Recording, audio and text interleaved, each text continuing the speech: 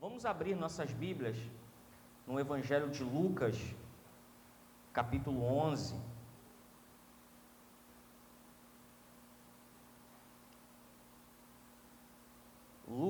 Evangelho de Lucas, capítulo 11, versículo 21.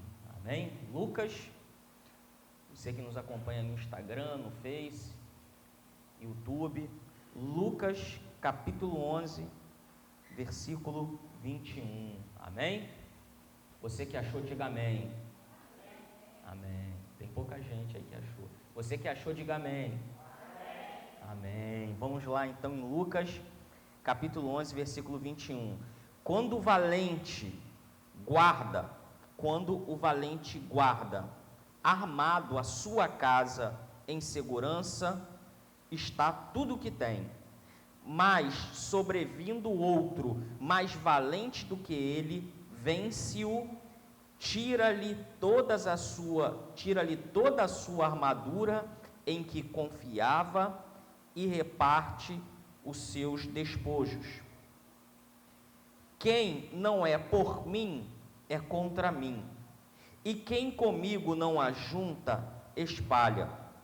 Quando o espírito imundo sai do homem, anda por lugares secos, buscando repouso, e não o acha. Então diz: tornarei para minha casa donde saí.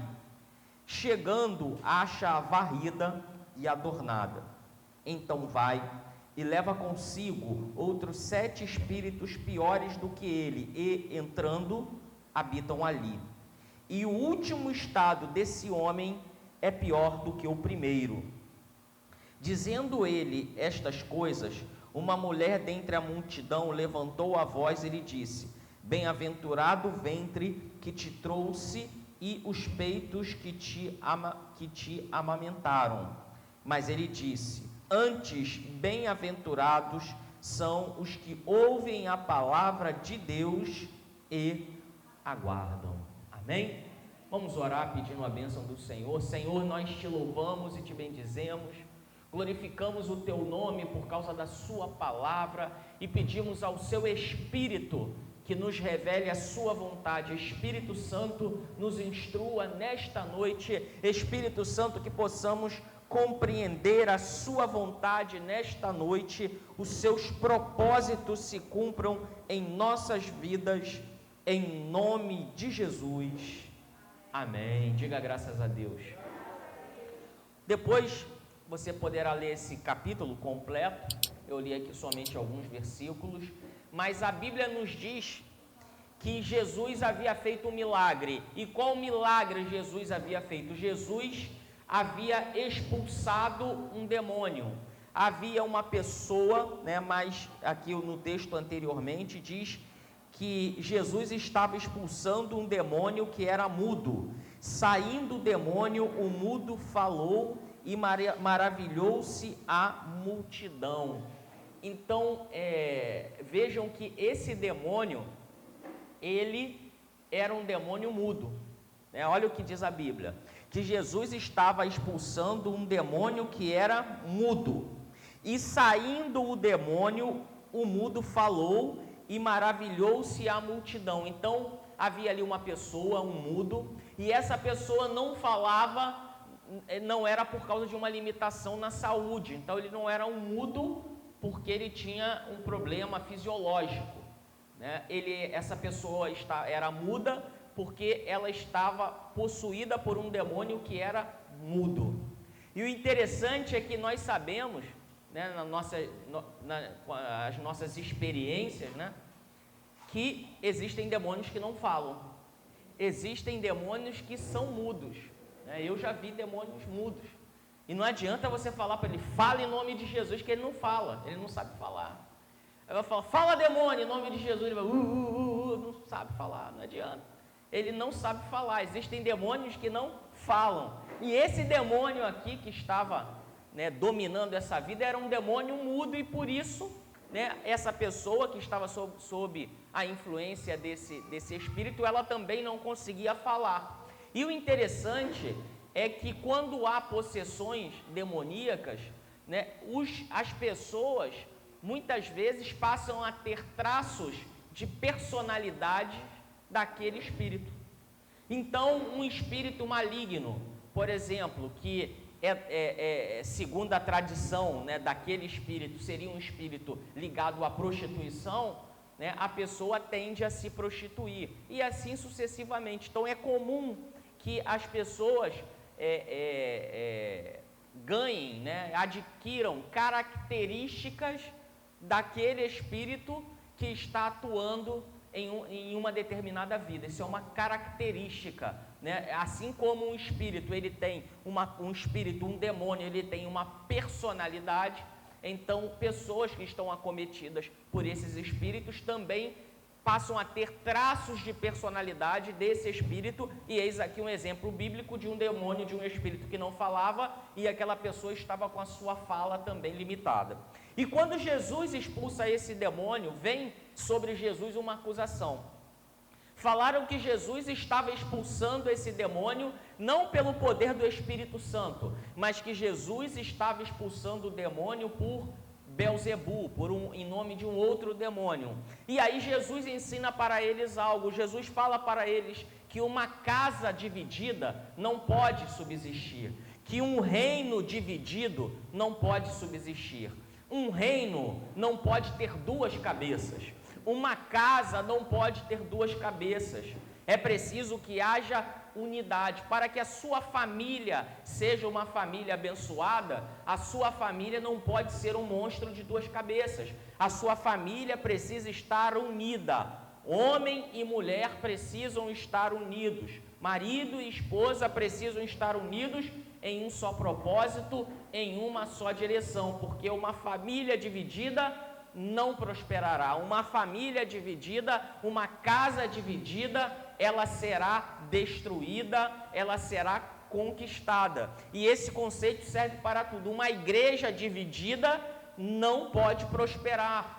Uma empresa dividida não pode prosperar. Negócios divididos não podem prosperar. É necessário que haja unidade na direção. É necessário que haja direção no comando, unidade no comando. É necessário que todos falem com a mesma voz. É necessário que todos caminhem na mesma direção. Não pode haver divisões, não pode existir divisões internas. Divisões internas fragilizam, divisões internas destroem. E aí aquela antiga estratégia de guerra que nós conhecemos, que é dividir para conquistar. Quando você não pode ganhar o seu inimigo, vencer o seu inimigo, porque ele é mais forte do que você, se usa essa estratégia, divida o inimigo, né, o ataque por várias frentes, de modo que ele tenha que se dividir para se defender, e assim é uma estratégia de combate. E é exatamente o que o diabo tenta fazer contra as nossas vidas. Ele tenta nos dividir para nos enfraquecer. Essa é uma estratégia diabólica. O diabo tenta dividir, colocar uma brecha, uma cunha. Ele tenta dividir a esposa e o marido. Ele tenta dividir os filhos e os pais. Ele tenta dividir a liderança da igreja com o ministério de louvor, a liderança da igreja com os membros. Ele tenta dividir, ele trabalha para dividir, porque dividindo é mais fácil conquistar. Amém? Diga amém. Então nós precisamos nos policiar, porque a nossa casa não pode estar dividida. Os nossos pensamentos não podem estar divididos. Em nossa casa, em nosso trabalho, na nossa empresa, nos nossos negócios, no ministério, em tudo aquilo que colocamos à mão, em todos os ambientes que participamos, em todos os grupos que participamos, é necessário que haja unidade. Não pode existir divisão. As divisões internas levam ao enfraquecimento e à consequente derrota. Quantas histórias nós já ouvimos, né, de empresas bem-sucedidas, e que empresas que davam muitos lucros, mas até que chegou o dia em que o dono da empresa veio a falecer e os filhos herdam o negócio. E aí os filhos muitas vezes herdam o negócio e cada filho começa a puxar para um lado, a administrar de uma forma, e não há uma liderança única, uma casa passa a estar dividida, e mais à frente o que se vê? A empresa fechando as portas, né? E aí fica aquele saudosismo, que no tempo do pai era melhor, no tempo da mãe era melhor, mas veio a falência. Por quê? Porque a família se dividiu, porque o negócio se dividiu, e isso é uma realidade em todas as áreas da atuação humana. Mas eu não quero falar dessas áreas, eu dei aqui esses exemplos para que nós pudéssemos nos situar, mas eu quero falar do campo espiritual. Nós aqui cantamos, durante o período de louvor, antes de iniciarmos a live, que nós somos a casa de Deus, amém? Nós cantamos aqui, eu sou tua casa, o que, mais o que? Digam aí para mim. Então vamos lá, eu sou tua casa, tua morada. Então vejam, nós somos a casa de Deus. A Bíblia diz que o Senhor não habita em templos feitos por mãos humanas. Então Deus está aqui não porque nós chamamos esse lugar de igreja, não porque nós chamamos esse lugar de templo. Deus está aqui porque cada um de nós somos um templo individual. Deus está aqui porque Ele está dentro de nós, amém? Nós somos o templo do Espírito Santo individualmente. Nós somos morada de Deus, nós somos casa de Deus. E aí devemos fazer uma pergunta: como está essa casa? Você é casa de Deus, é morada do Espírito Santo, e eu pergunto a você nesta noite, pergunto aos que estão presentes, pergunto àqueles que estão no Instagram, no Face, no YouTube, como está você? Como está você enquanto casa de Deus? Essa casa está em ordem? Esta casa está pronta para receber o Rei da Glória? Como é que Deus se sente dentro dessa casa? Será que Deus tem liberdade dentro de você? Porque nós cantamos aqui, durante o louvor, tens liberdade aqui. Essa liberdade aqui é a liberdade dentro de você, dentro de mim. Como está a presença de Deus dentro de nós? Como é que está a nossa casa espiritual? E nós lemos aqui uma passagem, de forma abreviada, não li todos os versículos, mas havia aqui uma pessoa, e essa pessoa era a casa de Deus. Embora esta casa fosse a casa de Deus, esta casa não estava habitada por Deus. Esta casa que nós lemos aqui no texto estava habitada por um espírito maligno. Esta casa estava habitada por um demônio, por um espírito maligno mudo. Então vamos lá, a casa era de Deus? Sim. Contudo, aquela casa não estava repleta de Deus. Aquela casa, o Deus dono da casa não estava naquela casa. Então o fato da casa ser de Deus não quer dizer que Deus esteja naquela casa. Todo ser humano foi formado, foi criado para ser casa de Deus. Mas para que você seja ou não casa de Deus, isso é uma escolha sua, isso é um posicionamento seu, porque diz a Bíblia que o Espírito Santo intercede com o nosso espírito, o Espírito Santo se comunica com o nosso espírito, porque somos filhos de Deus. O Espírito Santo testifica com o nosso espírito. Então o Espírito de Deus, o Espírito Santo testifica com o nosso espírito, com o espírito humano. Então a atuação de Deus ocorre dentro de nós, porque nós somos casa de Deus. Esse espaço interior humano, onde está o espírito humano, é a casa de Deus, onde Deus age. Então há uma junção entre o Espírito Santo, entre o Espírito de Deus e o espírito humano. Por isso diz a Bíblia que o Espírito de Deus testifica com o nosso espírito que somos filhos de Deus. Então o Espírito Santo testifica dentro de nós. O Espírito Santo testifica dentro dessa casa espiritual que somos filhos de Deus. Mas precisamos fazer a pergunta: como está a nossa casa espiritual? Como está a sua casa espiritual? Como está a morada do Deus vivo? Então, no texto nós compreendemos que o fato da casa ser de Deus não quer dizer que Deus esteja nela. Prova disso que esta casa, que também era a casa de Deus, porque o ser humano foi formado para que Deus habite nele, esta casa estava ocupada por um espírito maligno. Mas diz a palavra de Deus, o Senhor Jesus disse assim: eis que estou à porta e bato. Que porta é essa? É a porta da casa espiritual, é a porta do seu coração. Jesus a cada dia bate a porta do nosso coração. Eis que estou à porta e bato. Se alguém ouvir e abrir, entrarei e cearei com ele e ele comigo. Então, quando nós ouvimos a voz de Deus e abrimos espaço, Jesus entra na casa, Jesus toma o controle da casa e Jesus faz um banquete conosco, dentro de nós, amém? Diga graças a Deus.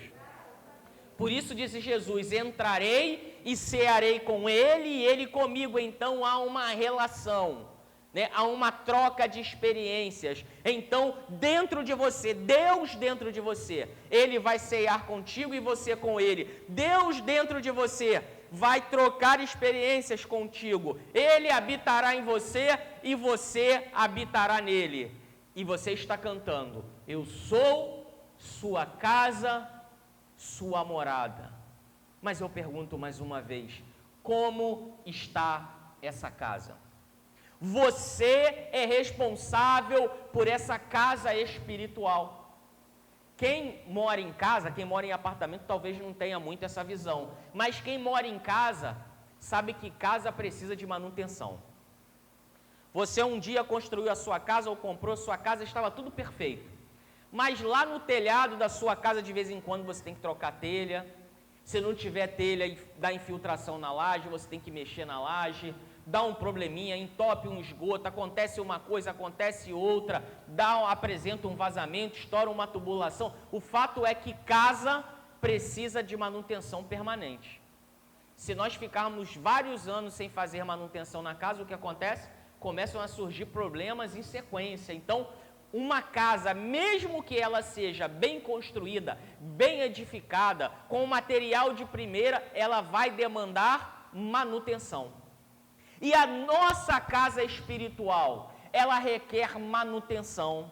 A nossa casa espiritual, que é a morada de Deus, ela demanda cuidados. Nós somos o templo do Espírito Santo. E diz a palavra de Deus que aquele que destruir o templo do Espírito Santo, Deus também o destruirá. Então temos essa responsabilidade, que é de cuidar dessa casa espiritual. Precisamos fazer a manutenção dessa casa, dessa morada espiritual. Essa morada espiritual precisa estar arrumada, adornada. Ela precisa estar preparada para que o Espírito Santo habite nela. É fato que o Espírito Santo habitará se nós abrirmos essa porta, mas a manutenção do templo, a manutenção da casa depende de nós. Você é responsável pela manutenção dessa casa. E como fazemos a manutenção dessa casa? Fazemos a manutenção dessa casa orando. Fazemos a manutenção dessa casa jejuando. Fazemos a manutenção dessa casa lendo a Bíblia. Fazemos a manutenção dessa casa obedecendo a palavra de Deus, obediência. Fazemos a manutenção dessa casa através da obediência. Amém? Diga graças a Deus. A manutenção dessa casa de Deus, dessa morada de Deus, fazendo as escolhas certas, Fazemos a manutenção dessa casa dizendo não quando não precisa ser dito. Fazemos a manutenção dessa casa dizendo sim quando sim precisa ser dito. Fazemos a manutenção dessa casa quando tomamos posições.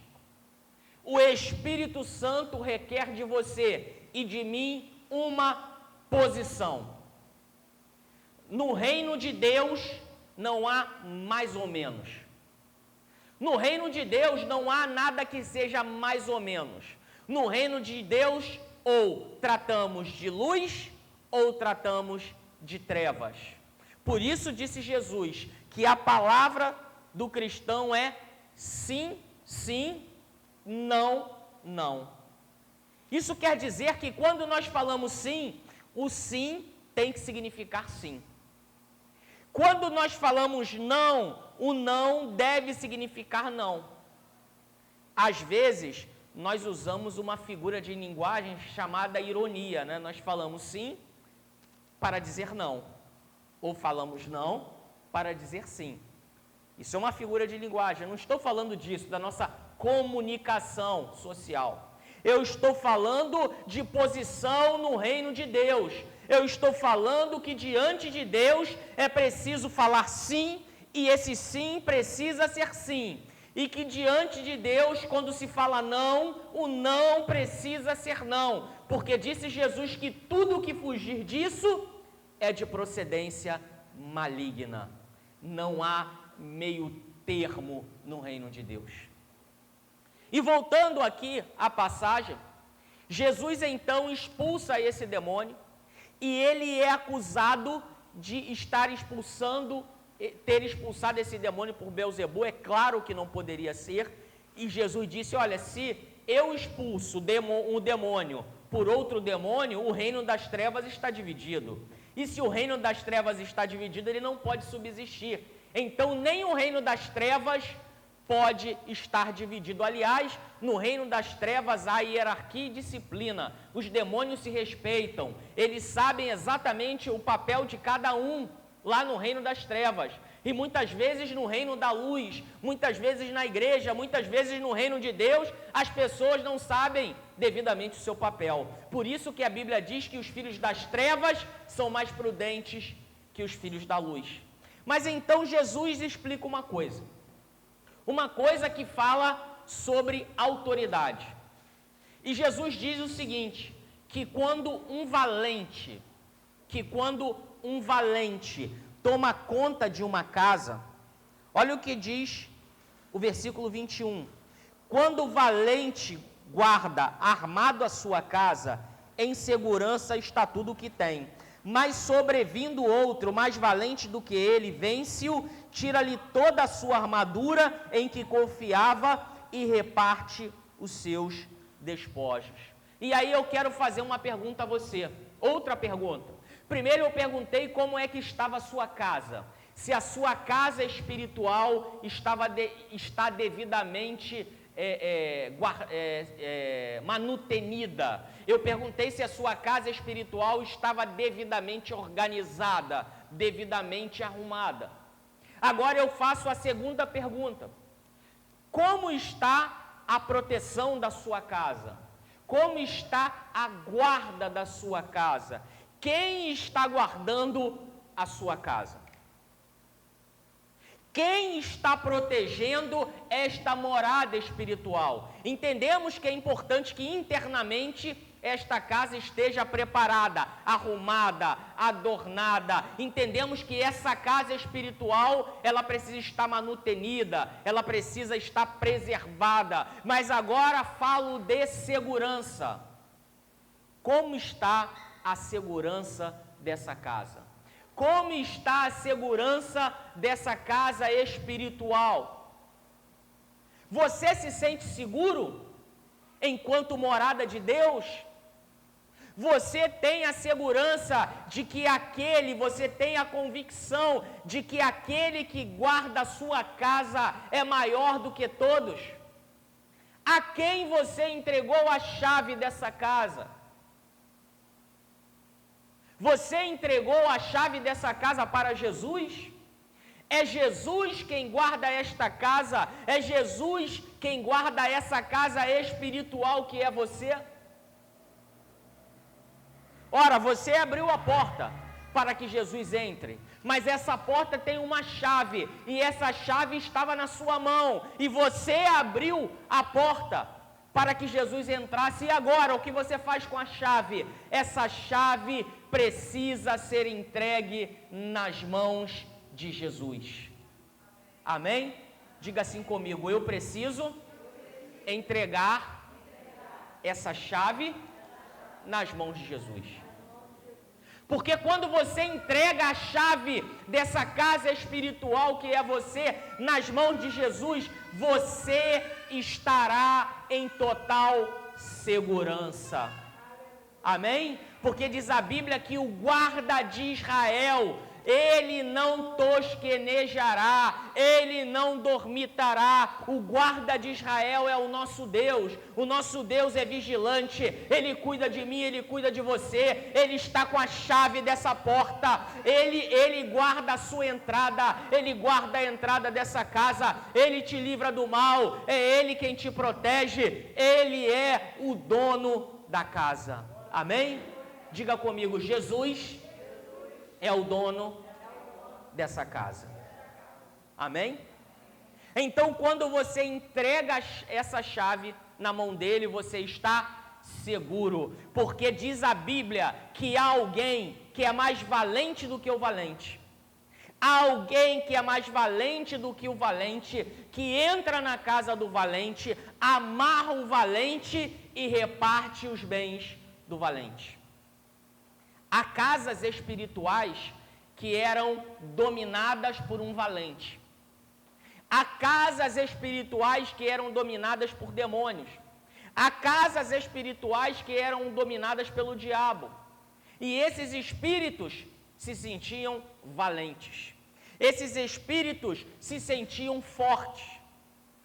Mas Jesus é mais valente do que o valente. Jesus é aquele que entra na casa. Jesus é aquele que entra e amarra o valente. Jesus entra na casa, amarra o valente, amarra o diabo, amarra as opressões, afasta todo o mal, derrota toda a força maligna e reparte o despojo. Toma das mãos do diabo aquilo que ele tinha. Amém? Diga graças a Deus. Então a sua casa está arrumada. Se você concorda com isso, diga amém. Jesus é mais valente do que o valente. Ele é aquele que guarda a tua casa, ele é aquele que tem a chave da porta, ele é o dono da sua vida, ele te guarda, ele é mais valente do que o valente. Ele tomou das mãos do diabo toda a propriedade, tudo aquilo que o diabo tentava para si, Jesus tomou da mão do valente. Jesus amarrou o valente e disse: essa casa é minha. Se você crê nisso, diga amém. Ok. Agora que a casa está preparada, a casa está devidamente manutenida, agora que a chave foi dada nas mãos de Jesus, agora que esta casa está guardada por Jesus, essa casa não poderá ser violada. Amém? Esta casa não poderá ser violada, porque diz a Bíblia que nós fomos selados com o Espírito Santo da promessa para o dia da redenção. Amém? Mas existe uma outra possibilidade. Há pessoas que não entregam a chave para Jesus. Há pessoas que até organizam a casa. Há pessoas que até limpam a casa. Há pessoas que fazem a manutenção da casa, mas não entregam as chaves na mão de Jesus. E essa pessoa que faz o primeiro dever, que é de limpar, organizar, manutenir a casa espiritual, mas não entrega a chave dessa casa espiritual na mão de Jesus, nas mãos de Jesus, está vulnerável espiritualmente. E disse Jesus que quando uma pessoa é liberta, Jesus disse que quando o demônio sai da vida de alguém, que quando sai um espírito maligno da vida de alguém, o versículo 24 diz o que acontece com esse espírito. Então imaginem alguém que estava com a casa suja, estava com a casa desarrumada, estava com a casa danificada, mas essa pessoa, ela é alcançada pelo Evangelho, ela ouve o Evangelho, e inicia-se um processo de libertação na vida dessa pessoa. E essa pessoa então começa a deixar de lado maus hábitos, ela começa a deixar de lado determinadas práticas pecaminosas, ela começa a se corrigir, ela começa a organizar, limpar a sua casa, adornar a sua casa, ela começa a organizar a sua vida espiritual e material, e aí consequentemente esses espíritos malignos não encontram mais lugar. Esses espíritos malignos não encontram mais lugar naquela pessoa. Por quê? Porque esses espíritos não podem encontrar lugar, porque a maldição sem causa não encontra pouso. Então esses espíritos não têm mais legitimidade, eles não têm mais permissão para atuarem naquelas vidas. Eles saem. Mas o que eles fazem quando eles saem? Jesus disse no versículo 24, que quando um espírito imundo sai do homem, anda por lugares secos, buscando repouso, e não acha. Então diz: tornarei para a minha casa de onde saí. Então todas aquelas coisas ruins que saíram, todo aquele mal que deixou essa pessoa, porque em um dado momento ela foi alcançada pelo Evangelho, ela foi iluminada pela luz de Cristo, revelada na pregação do Evangelho. Então, iniciado o processo de libertação, de cura, então esse espírito ele sai, ele anda por terras áridas, por terras secas, mas em um dado momento ele diz assim: não tenho onde ficar, eu voltarei para onde? Para onde ele quer voltar? Tornarei para a minha casa, voltarei para a casa de onde saí. E aí ele volta. E quando ele volta, o que acontece? No versículo 25, diz o versículo que assim que chega, encontra a casa varrida e em ordem. Ele encontra uma casa arrumada. A casa já não é mais aquela bagunça que era quando ele habitava ali. A casa agora está varrida, a casa está arrumada, a casa está manutenida, mas há um problema. A porta da casa ainda está aberta. Há um problema, a porta da casa ainda está aberta porque essa pessoa ainda não entregou a chave da casa nas mãos de Jesus. E porque a chave da casa não está nas mãos de Jesus, o que esse espírito maligno faz? Diz o versículo 26. Então vai e traz outros 7 espíritos piores do que ele e entrando, passam a viver ali. Então ele volta e traz com ele quantos? 7. E ele entra porque a porta está aberta, ele entra porque a chave não está nas mãos de Jesus. E a situação final daquela pessoa torna-se pior do que a primeira. O problema está no dono, está com quem está a chave. O problema reside na seguinte questão: a quem você entregou a chave da tua casa espiritual? A questão é quem manda na sua casa espiritual. A questão é quem é o dono da sua vida. Mas eu quero te dar uma boa notícia.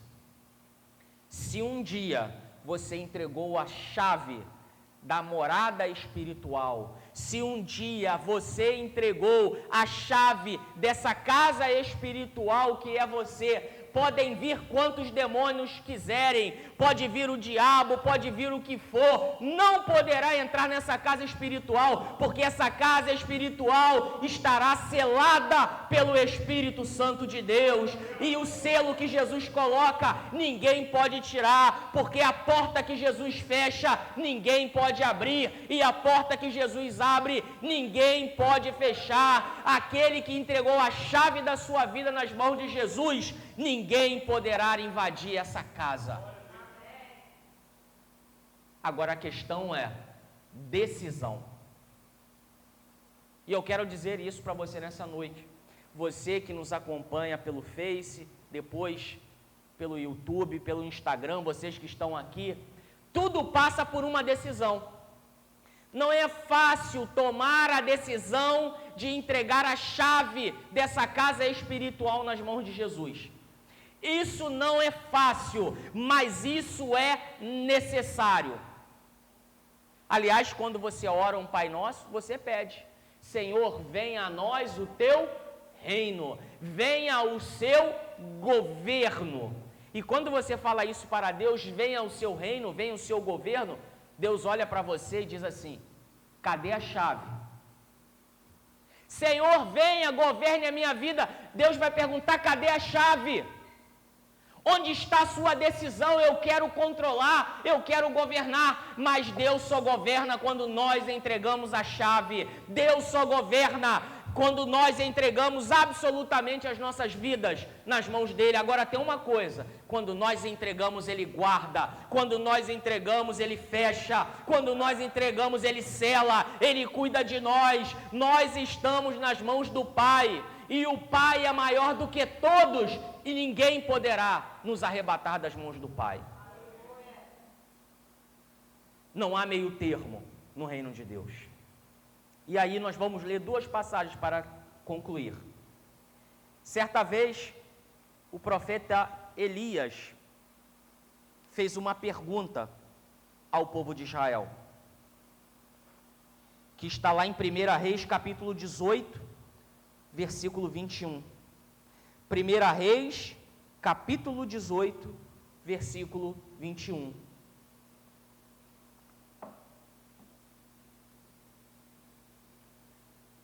Eu vou usar uma palavra mais fácil, que claudicar é mais difícil. É um verbo, claudicar. Mas vamos lá. Elias, aproximando-se de todo o povo, bradou: até quando claudicareis das duas pernas? Outras versões diz: até quando cocheareis? Se Yahvé é Deus, seguiu. Se é Baal, seguiu. E o povo não lhe pôde dar uma resposta. O povo estava em cima do muro. Faltava uma decisão. O profeta Elias estava falando: até quando vocês vão cochear entre dois deuses? Até quando vocês vão permanecer divididos? Elias, o profeta Elias, estava dizendo: uma casa dividida não pode subsistir. Ou vocês estão com Baal, ou vocês estão com o Deus Criador. Não há meio termo. Até quando vocês vão cochear entre dois deuses? Se Elias estivesse pregando essa palavra, ele ia falar: até quando? Até quando vocês vão resistir para entregar a chave dessa casa espiritual, dessa morada espiritual nas mãos de Jesus? Elias falaria: olha, ou vocês vão entregar a chave dessa casa para Baal, para os demônios, ou vocês vão entregar a chave dessa morada espiritual nas mãos de Jesus. Não se pode servir a dois deuses. Elias estava exigindo do povo uma posição. E a posição faz toda a diferença no reino de Deus. Diga amém. Amém. E aí vamos ler uma outra passagem. Versículo 7. Tiago, capítulo 1, versículo 7, fala de pessoas que não recebem coisas de Deus. Não está falando de uma pessoa que recebe coisa de Deus. Coisas de Deus. Está falando de uma pessoa que não recebe coisas de Deus. Diz assim: não imagine tal pessoa que assim receberá coisa alguma do Senhor. Há pessoas que estão na igreja há 5, 10, 20, 30 anos. e vivem reclamando da vida. Por que Deus não me abençoa? Por que eu não consigo isso? Por que eu não consigo aquilo? E vivem se queixando de Deus. Esse tipo de gente. Não imagine tal pessoa que assim receberá coisa alguma do Senhor. Há pessoas que não recebem coisas de Deus. E que pessoa é essa? O versículo 8 diz: pois é vacilante e inconstante em todos os seus caminhos. Então há pessoas que são vacilantes. Sabem aquela expressão vacilão? No reino de Deus tem vacilão. O cara é um vacilão, porque ele vacila. Ele vive cocheando. Ele não sabe o que quer. Ele quer estar na igreja e quer estar no mundo. É o crente Raimundo. Um pé na igreja, outro no mundo. Tem crente Raimundo. Crente Raimundo. Um pé na igreja, outro no mundo. Existem pessoas que estão há 20 anos na igreja, mas ainda são crentes Raimundos. Crentes cocheando entre dois deuses. E no reino de Deus tudo depende de uma posição. Aprenda isso.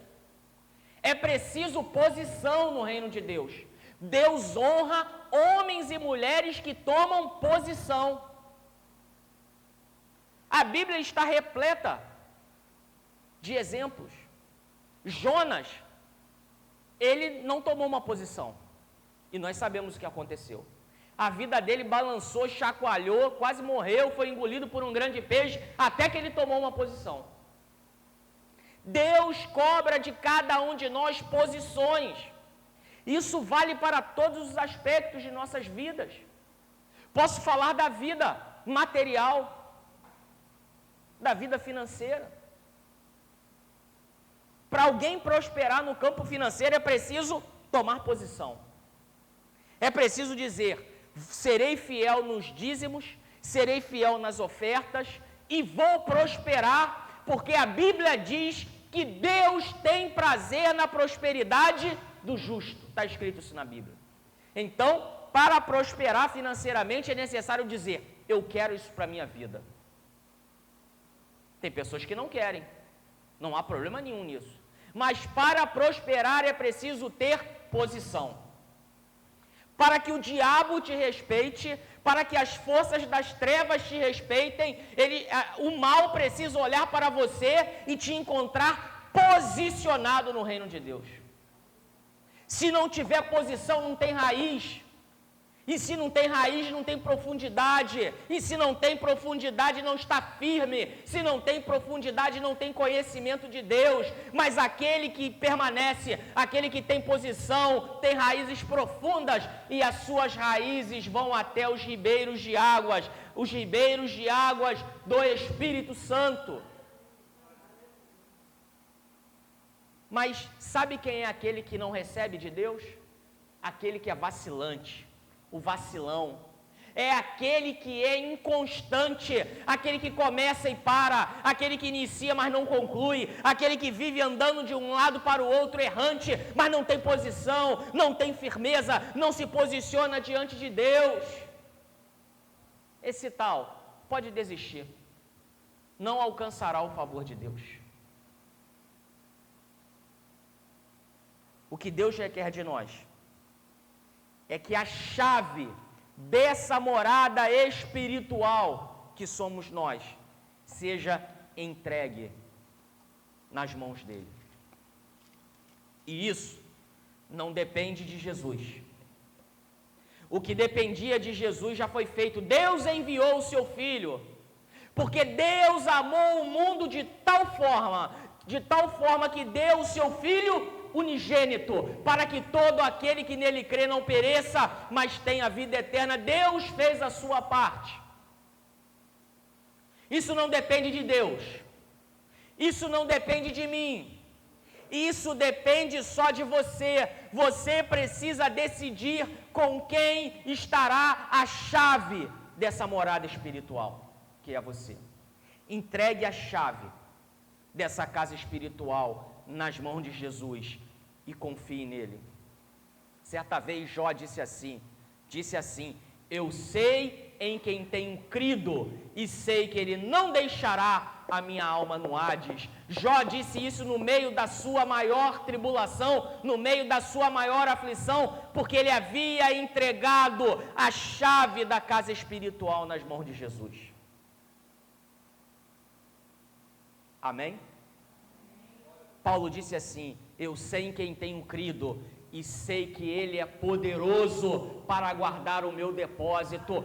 Paulo falou isso porque ele havia feito a entrega da chave da morada espiritual nas mãos de Jesus. Por isso ele disse, não vivo mais eu, mas Cristo vive em mim. Entregue essa chave nas mãos de Jesus. Você que me acompanha pelo Instagram, entregue a chave dessa morada espiritual nas mãos de Jesus. Você no Face, no YouTube, entregue essa chave, a chave da morada espiritual. Você é morada espiritual. Entregue a chave, entregue o controle absoluto nas mãos de Jesus. Ele vai te guardar, Ele vai te livrar do mal, você estará seguro nele. E disse Jesus, aquele que crê em mim, ainda que esteja morto, viverá, e aquele que está vivo e crê, jamais morrerá. Aquele que entregou a chave, aquele que entrega a chave dessa morada espiritual nas mãos de Jesus, não morrerá, porque herdou a vida eterna. Entregue a sua vida, entregue essa chave nas mãos de Jesus. Amém? Vamos ficar de pé, em nome de Jesus. Quando você faz essa entrega, você não precisa temer a demônios, você não precisa temer o diabo, porque ninguém pode entrar nessa casa. Essa casa estará selada pelo Espírito Santo. Amém? Nós vamos louvar o Senhor.